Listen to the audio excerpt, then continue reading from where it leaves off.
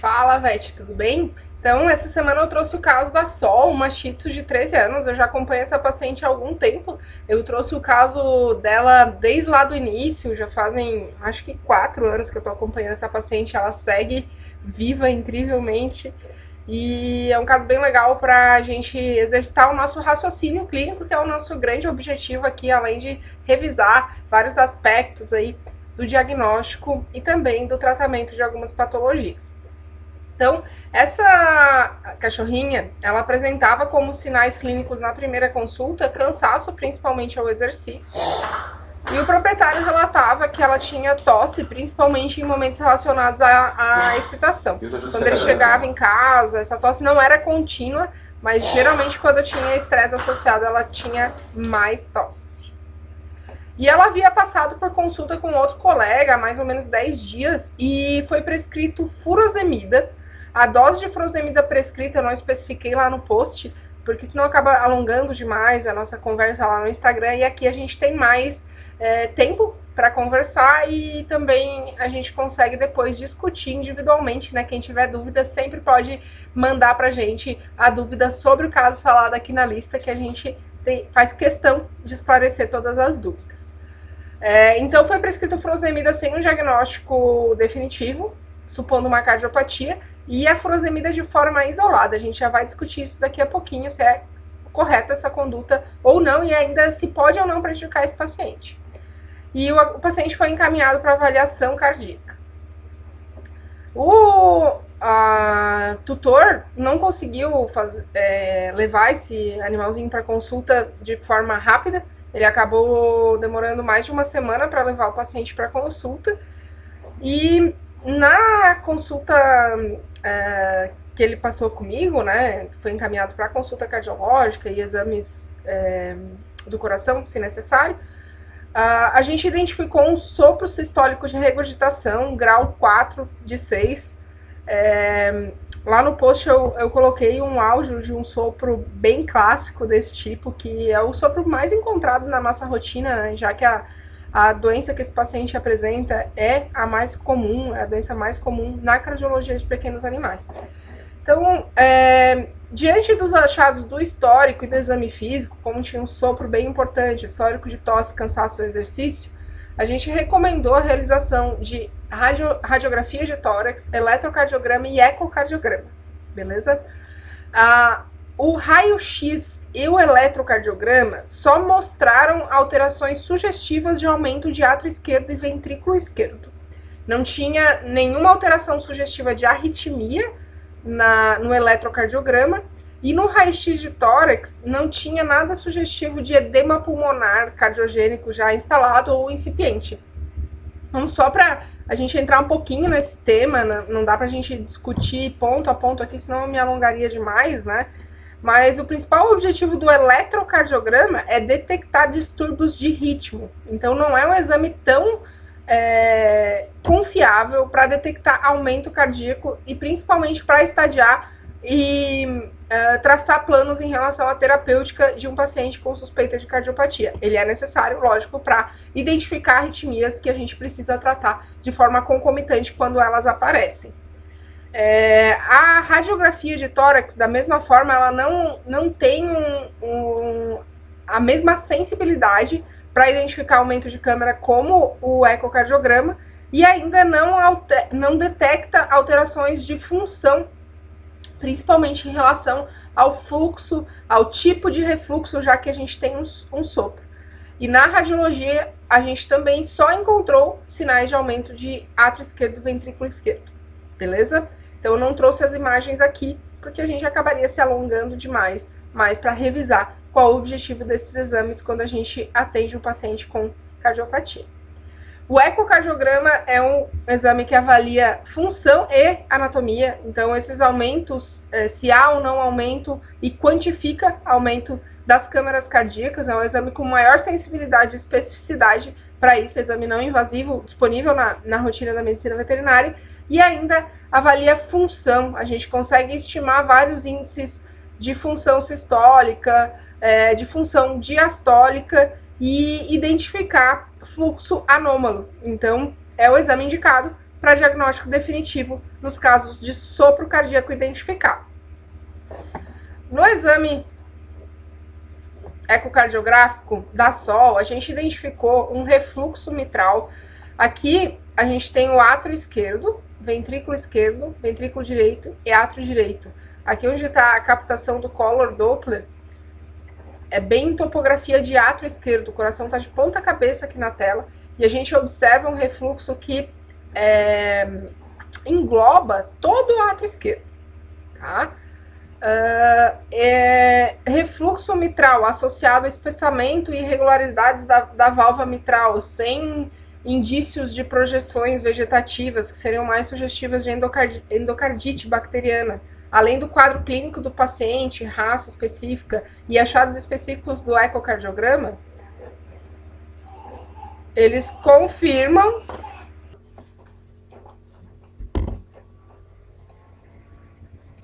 viu, ó? Não tá dando pra fazer esse vídeo, porque o Bernardo não quer deixar. O Bernardo vai deixar?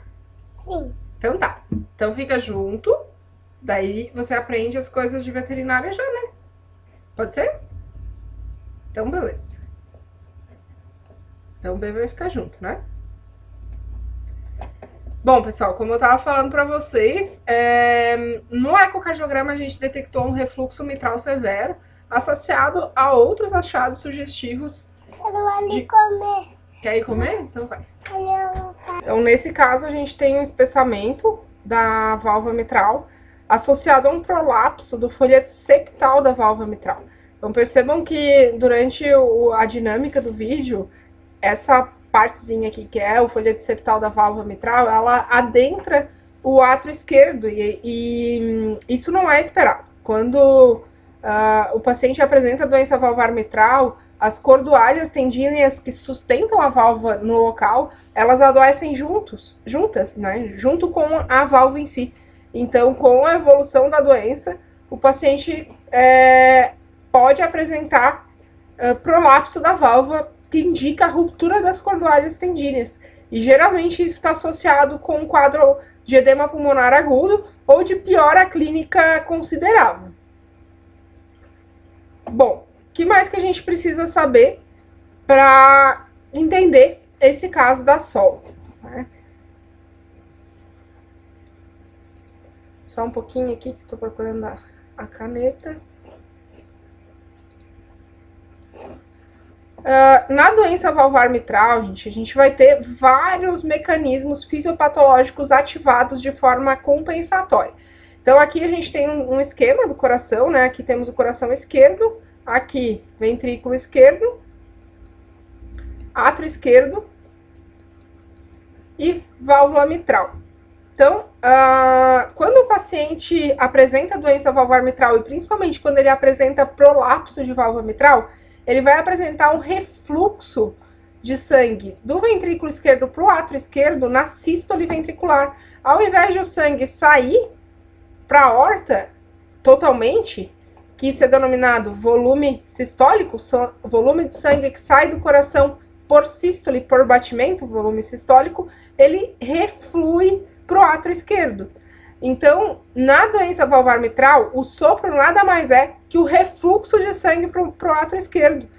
E a repercussão clínica dessa doença, ela vai ser proporcional ao refluxo e por quanto tempo ele dura. Nem sempre um paciente grau 6 é um paciente com um estadiamento já avançado da doença, mas é um pré-requisito para que as repercussões hemodinâmicas dessa doença se manifestem ao longo do tempo. Então, quando baixa o volume sistólico, quando ocorre esse refluxo, a gente tem uma queda no volume sistólico, certo? Já que ao invés do sangue estar saindo para a aorta, todo o sangue está saindo para a aorta, o que deveria acontecer na sístole, por uma incompetência da válvula mitral, que na endocardiose ou doença valvar mitral é um processo degenerativo, ela acaba refluindo o sangue para o átrio esquerdo. Isso vai ocasionar uma redução do volume sistólico e, consequente, uma redução no débito cardíaco. É sabido que em torno de 20% do débito renal é proveniente, 20% do débito cardíaco vai chegar no rim. Então, esse é um dado bem importante que nos mostra a correlação da função cardíaca com a função renal. Então, quando a gente tem uma falha na bomba cardíaca, qualquer doença que leve a alteração no débito cardíaco, ela vai alterar o débito renal. E esse é um fator pré-renal de desenvolvimento de azotemia. Então, esse paciente pode apresentar uma azotemia pré-renal, uma síndrome cardiorrenal com azotemia pré-renal, que, corrigindo a doença cardíaca, ela pode melhorar, mas se já houver uma hipóxia prolongada desses néfrons, a gente pode ter apoptose dos néfrons, morte dessas células, e se houver morte suficiente de células, esse paciente já pode ter uma perda de função renal já instalada. Então, tudo isso depende do grau que acontece e do tempo que essa injúria persiste, tá? Então, esse é um dos mecanismos que pode estar envolvido no quadro da SOL, que apresenta uma doença valvar mitral e azotemia. Mas a gente teve um fator de complicação no caso dela, que foi o uso do diurético, que a gente já vai discutir aqui na frente. Aqui é uma imagem da medicina de um coração humano com doença valvar mitral. Aqui é um coração apresentando sinais de degeneração da válvula mitral. E aqui, ruptura da cordoalha tendínea, que está aqui, ó, causando um prolapso de válvula. E durante o ciclo cardíaco, fica, de fato, um buraco lá no coração, tá? Porque essa válvula não consegue mais fechar adequadamente.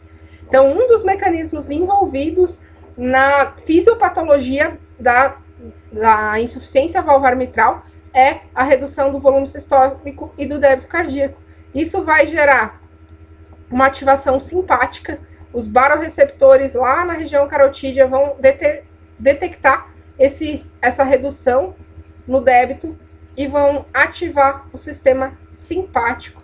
Essa ativação do sistema simpático libera catecolamina, que vai aumentar a força de contração, mas também vai promover vasoconstrição periférica. Essa vasoconstrição vai repercutir lá na aorta, vai aumentar a pós-carga e tende a aumentar o fluxo regurgitante.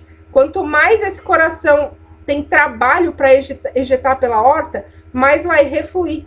E isso acaba diminuindo ainda mais o volume sistólico, o débito cardíaco e sustentando esse círculo vicioso.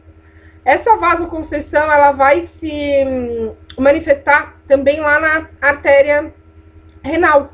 E esse é o principal estímulo para ativação do sistema renina-angiotensina-aldosterona, tá? Se vocês conferirem lá no nosso IGTV, tem um vídeo falando só sobre essa fisiopatogenia, tá? Só sobre a fisiopatogenia das ativações neuromorais na insuficiência cardíaca por refluxo mitral, por doença valvar mitral, tá? Mas para resumir a história da SOL, um dos mecanismos envolvidos na azotemia pode ser esse, tá? O que mais que a gente precisa saber, então, para conduzir esse caso, pessoal?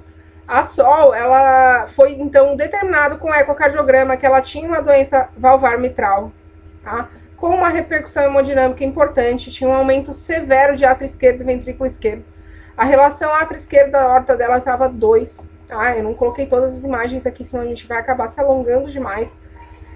Os índices de função sistólica do ventrículo esquerdo estavam preservados, e ela tinha um aumento da velocidade da onda E no ecocardiograma. A onda E, ela é proporcional à fase de enchimento ventricular rápido, que é uma das primeiras fases da diástole. Se a gente lembrar lá da fisiologia cardíaca, a fase de enchimento ventricular rápido é uma das primeiras fases da diástole. Ou seja, depois que o ventrículo relaxa, que o átrio está cheio de sangue, o ventrículo tem um relaxamento pós-sístole, que essa é a fase 1 da diástole, a abertura da válvula mitral e o sangue cai por diferença de pressão do átrio esquerdo para o ventrículo esquerdo. Essa é a diástole normal. E a onda E é proporcional à quantidade de sangue que passa nesse momento, até igualar as pressões, tá? Então, quando a gente tem um aumento de velocidade de onda E, isso pode indicar sobrecarga de pressão e volume no átrio esquerdo.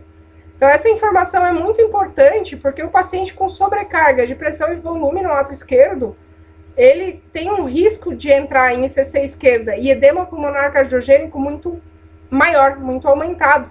É daí que a gente vai conseguir estadiar esse paciente e determinar a terapêutica. Então, diante dos achados que a SOL apresentou, ela foi classificada como um paciente classe C de doença valvar mitral. Doença valvar mitral é classificada em 5 estágios, sendo que o estágio C é o paciente que apresenta sinais clínicos, que a SOL apresentava, compatíveis com doença valvar mitral, e remodelamento cardíaco no ecocardiograma. Tá? Eu vou fazer um post só sobre essa classificação depois para vocês, para deixar mais claro isso, mas quem está aqui na lista já vai ficar com essa tabelinha aí gravada nos arquivos de vocês dos nossos conteúdos, tá? Então, baseado nisso, a gente determinou depois a terapêutica da SOL, e isso eu vou contar para vocês amanhã, tá? No exame de sangue, então, o que a gente encontrou no caso da SOL? O eritrograma estava normal, tá? Ela apresentava uma neutrofilia sem desvio à esquerda, 0 bastonetes, né? Acima de 300 ou acima de 500, dependendo do valor de referência, é considerado desvio à esquerda. Por neutrofilia de neutrófilos segmentados, associado à linfopenia. Tá? Esse é o leucograma clássico de estresse crônico, mediado pela liberação de cortisol. Tá? Então, isso vai ter impacto na nossa conduta agora? Eu preciso me preocupar com essa linfopenia? O que eu faço com a linfopenia? Se eu sei que é esperado diante de uma doença valvar crônica, liberação de cortisol, tá esperado esse quadro. Não tem por que a gente ficar noiado com isso aqui. Será que não é endocardite porque tem leucocitose? Não é um leucograma de inflamação aguda. E geralmente a endocardite bacteriana cursa com outros sintomas, principalmente febre, tem o histórico de um foco de infecção anterior, que não é o caso da SOL, e os achados ecocardiográficos também não são muito sugestivos. O que mais que a gente encontrou? Discreto aumento de ALT, discreto aumento de fosfatase alcalina, ureia e creatinina aumentadas. Isso a gente pode considerar um aumento já considerável de creatinina, tá? O dobro do valor de referência. Tá? Então, por que será que essa paciente apresentou azotemia? Uma hipótese tá na síndrome cardiorrenal, mediada pela doença valvar mitral e o hipofluxo renal, devido a essa regurgitação severa da válvula mitral. Mas a paciente recebeu isoladamente 4 mg por quilo, 3 vezes ao dia, de furosemida. Tá? Furosemida é um diurético de alça, que vai promover diurese, já que ela é um diurético. Então, quando a gente tem diurese, a gente vai ter uma diminuição do volume circulante. Isso, consequentemente, vai diminuir o volume sistólico e o débito cardíaco. Tá? Então, um dos principais estímulos para ativar o sistema renina-angiotensina-aldosterona, que eu falei anteriormente, é justamente baixo débito. Tá? Então, a gente já tem um débito reduzido devido ao refluxo. Na verdade, não é o volume total que está reduzido, mas sim o débito.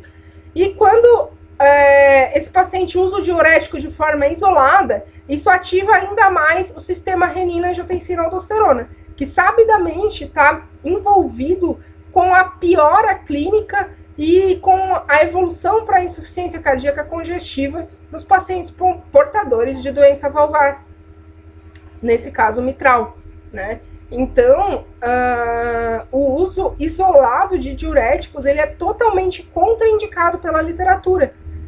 Essa paciente, ela de fato precisa de diurético, mas ele não deve ser usado de forma isolada. Paciente classe C, a recomendação dos guidelines de orientação para tratamento da DVM são de utilização de diuréticos, inibidores da ECA e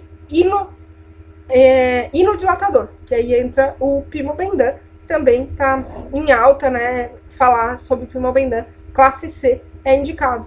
Mas a gente não pode usar a furosemida de forma isolada, justamente porque aumenta a ativação do sistema renina-angiotensina-aldosterona, vai promover uma retenção de líquido compensatório, então esse efeito diurético acaba não sendo ideal, tem que estar associado com o vasodilatador, principalmente da classe dos inibidores da ECA. Beleza? Ficou claro os mecanismos envolvidos na azotemia da SOL?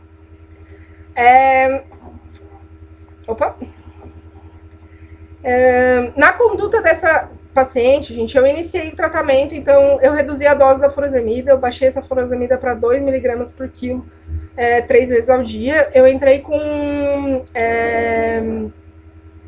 benazepril e pimobendan e espironolactona. Associei um outro diurético, poupador de potássio, que também está associado à inibição de aldosterona, então ele é bem indicado nesses casos. E a gente hidratou a paciente antes de começar o inibidor da ECA, para ver se ela apresentava uma redução dos valores de ureia e creatinina, e ela apresentou melhora significativa do quadro de azotemia após hidratação, e a gente manteve esse tratamento. Ela foi para casa, ela estava bem clinicamente, assim, em relação à descompensação desse quadro de azotemia, e até hoje a gente faz o manejo dessa cardiopatia, que é bem comum na nossa rotina clínica, e ela não demonstrou nos exames posteriores, inclusive associado à urinálise e ultrassom de abdômen, sinais de doença renal crônica. Então isso demonstra pra gente que, de fato, essa azotemia, ela tinha 2 fatores complicantes. Provavelmente síndrome cardiorrenal por uma cardiopatia não tratada e uso isolado de furosemida, num caso que, como a gente discutiu, não é o ideal. Então me conta se você tem alguma dúvida nesse caso e até a próxima discussão. Aguardo as dúvidas de vocês aqui pra gente discutir melhor esse caso. Beijo, até a próxima.